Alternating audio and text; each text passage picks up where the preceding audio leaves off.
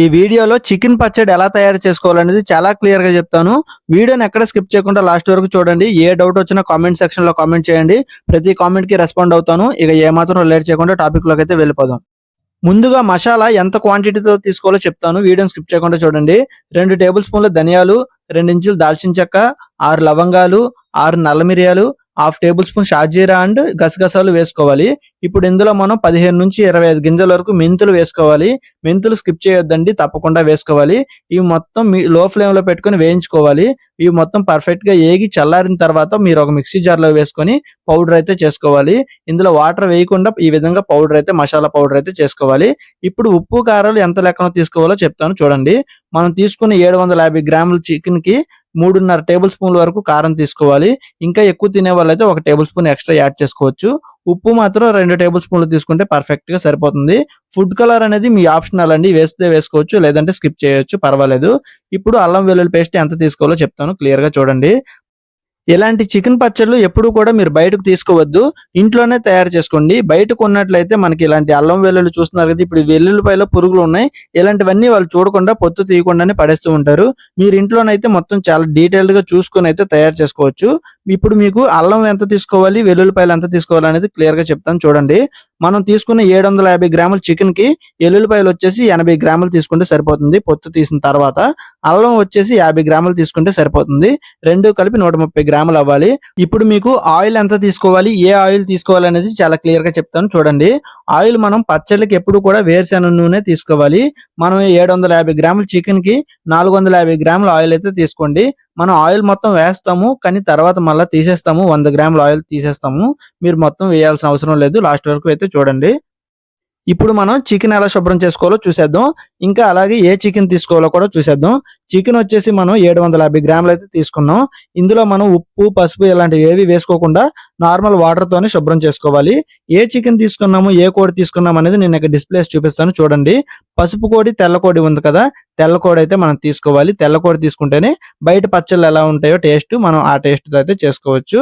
ఇప్పుడు మనం శుభ్రం చేసిన తర్వాత ఇందులో 1 టేబుల్ స్పూన్ వరకు సాల్ట్, 1/2 టేబుల్ స్పూన్ వరకు పసుపు, మనం ఇందాక తీసి పక్కన పెట్టుకున్న ఆయిల్ లోనే 3 టేబుల్ స్పూన్ల వరకు ఆయిల్ అయితే తీసి వేసుకోవాలి ఇందులో. ఇది మొత్తం కూడా ప్రతి ముక్కకి పట్టేలాగా బాగా కలుపుకోవాలి. ఈ విధంగా మనం మొత్తం అంతా కలుపుకున్న తర్వాత దీని మీద మూత పెట్టి 10 నుంచి 20 నిమిషాల వరకు అయితే పక్కన పెట్టేసుకోవాలి, గుర్తుపెట్టుకోండి.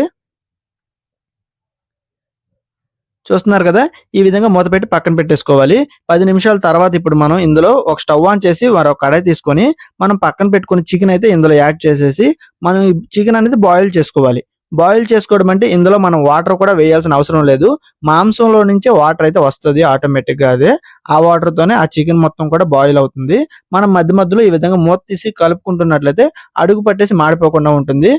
పర్ఫెక్ట్ గా అన్ని ముక్కలు కూడా ఒకేలా బాయిల్ అయ్యేలాగా మీరు కలుపుకుంటూ బాయిల్ చేసుకోవాలి. మీకు ఈ వీడియో నచ్చితే, ఇంతవరకు చూసిన వాళ్ళు ఎవరైనా ఉంటే కామెంట్ సెక్షన్ లో కామెంట్ చేసేయండి. నచ్చినట్లయితే లైక్ చేసేయండి. చూస్తున్నారు కదా, చికెన్ లో నుంచి వచ్చిన వాటర్ తోనే ఈ విధంగా బాయిల్ అయ్యి వాటర్ మొత్తం ఆవిరైపోయిన తర్వాత మీరు స్టవ్ ఆఫ్ చేసేసి చికెన్ అనేది పక్కన పెట్టుకోవాలి. ఇప్పుడు మనం ముందుగా తీసుకున్న ఆయిల్ ఏదైతే ఉందో అదంతా కూడా మరో కడాయిలో అయితే వేసుకోవాలి. ఇప్పుడు ఇదంతా లో ఫ్లేమ్ లో పెట్టుకుని ఆయిల్ పర్ఫెక్ట్ గా హీట్ అవ్వాలి. మనం వేసుకున్న ఆయిల్ మొత్తం కూడా బాగా హీట్ అయిన తర్వాత మనం బాయిల్ చేసి పక్కన పెట్టుకున్న చికెన్ అయితే ఇప్పుడు ఇందులో యాడ్ చేసుకోవాలి. చూస్తున్నారు కదండి, ఈ విధంగా చికెన్ మొత్తం ఒకేసారి అయితే యాడ్ చేసుకోవడం కోసం ఒక 100 గ్రాముల ఆయిల్ అనేది నేను ఎక్కువ చెప్పాను. ఈ విధంగా మనం చికెన్ మొత్తం బాయిల్ చేసిన చికెన్ ఇందులో యాడ్ చేసేసి ఫ్రై చేసుకోవాలి. ఫ్రై చేసుకోవడానికి మనకు కొంచెం టైం పడుతుంది. 20 నుంచి 25 నిమిషాల వరకు పడుతుంది. మొత్తం మీడియం టు లో ఫ్లేమ్ లో పెట్టుకుని అయితే మీరు ఫ్రై చేసుకోవాలి. హై ఫ్లేమ్ లో పెట్టుకుని చేసుకున్నట్లయితే పైన మొత్తం చికెన్ అనేది బాయిల్ అయిపోతుంది, బాగా పర్ఫెక్ట్ గా మొత్తం ఫ్రై అయిపోతుంది, లోపల అనేది పచ్చిగా ఉండిపోతుంది.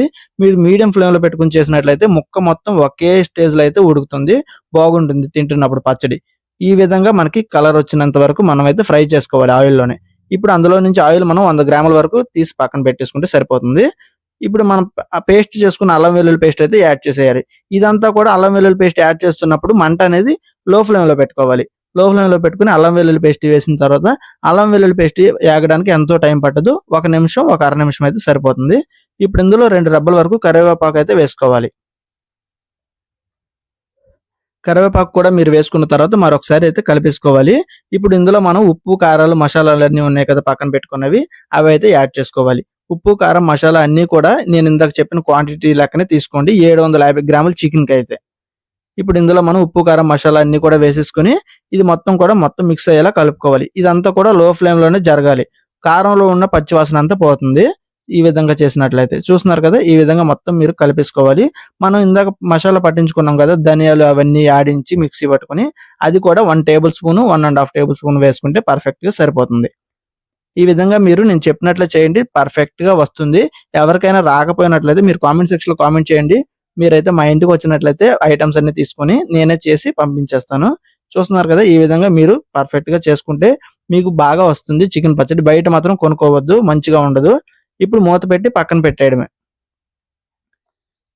ఇప్పుడు ఒక 2 నిమ్మకాయలైతే తీసుకొని రసం అయితే తీసేసుకోవాలి. 2 నిమ్మకాయల రసం తీసుకొని ఒక గ్లాస్‌లో స్టోర్ చేసుకొని, నిమ్మకాయలో ఉన్న వాసనంతా పోతుంది. పులుపు వాసన అదంతా ఉంటుంది కదా! అదంతా పోయి ఒక 5 గంటల వరకైతే నిమ్మరసాన్ని పక్కన గ్లాసులో అయితే పెట్టేసుకోవాలి. మనం పక్కకు పెట్టుకున్న చికెన్‌లోకి ఈ నిమ్మరసం మొత్తం కూడా ఒక 5 గంటల తర్వాత మీరు అయితే మూత ఓపెన్ చేసి చూసినట్లయితే చికెన్ పచ్చడి అయితే ఇలా ఉంటుంది. ఇప్పుడు ఈ చికెన్ పచ్చడిని ఒక్కసారి మనం కలిపేసి, మనం పక్కకు తీసి పెట్టుకున్న నిమ్మరసం ఉంది కదా! అదైతే ఇందులో యాడ్ చేసి మిక్స్ చేసేసినట్లయితే మొత్తం అంతా పచ్చడి తినడానికి చాలా బావుంటుంది. మీరు వీడియోనైతే లాస్ట్ వరకు చూసిన వాళ్ళు ఉన్నట్లయితే ప్లీజ్ కామెంట్ అయితే చేయండి. నాకు తెలుస్తుంది. ఇప్పుడైతే మీరు ఈ విధంగా అయితే చేసుకున్నట్లయితే పచ్చడి పర్ఫెక్ట్‌గా వస్తుంది. మీకు ఈ వీడియో నచ్చితే ప్లీజ్ లైక్ అండ్ సబ్స్క్రైబ్ చేసుకోండి. ఇలాంటి వీడియోస్ ఇంకా చాలా చేస్తూ ఉంటాం. బెల్ ఐకాన్ అనేది ఆల్‌లో పెట్టుకోండి. నెక్స్ట్ వీడియోలో మనం మళ్ళా కలుద్దాం. Bye bye.